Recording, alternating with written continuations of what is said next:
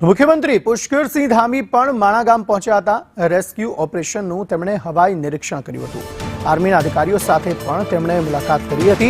8 શ્રમિકોને બચાવવાની કામગીરી અહીંયા ચાલી રહી છે। તેવામાં મુખ્યમંત્રી પુષ્કરસિંહ ધામીએ પણ અહીં આ રેસ્ક્યુ ઓપરેશનનું હવાઈ નિરીક્ષણ કર્યું છે।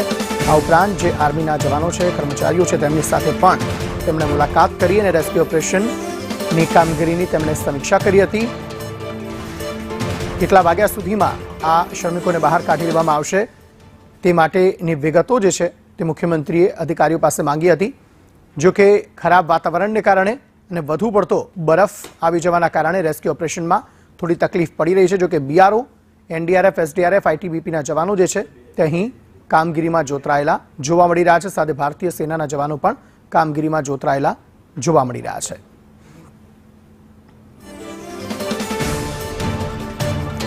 ઉત્તરાખંડના મુખ્યમંત્રી પુષ્કરસિંહ ધામી અહીંયા માણા ગામ ખાતે પહોંચ્યા છે કે જ્યાં ગઈકાલે સવારે જે હિમસ્ખલન થયું તેમાં 55 જેટલા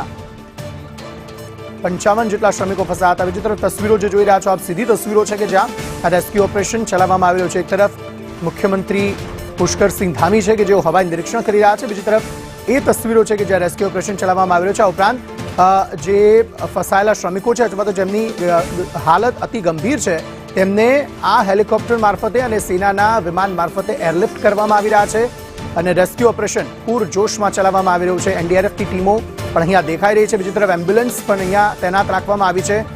જેમ જેમ શ્રમિકો મળી રહ્યા છે તેમ તેમ તેમને તુરંત સારવાર મળે તે પ્રકારની વ્યવસ્થા કરવામાં આવી રહી છે। મુખ્યમંત્રીએ પણ તાકીદ કરી છે કે 8 શ્રમિકો ન મળે ત્યાં સુધી આ રેસ્ક્યુ ઓપરેશન જે છે તે યથાવત રાખવામાં આવે અને આ હવાઈ નિરીક્ષણ કરતા પુષ્કરસિંહ ધામી પણ દેખાઈ રહ્યા છે।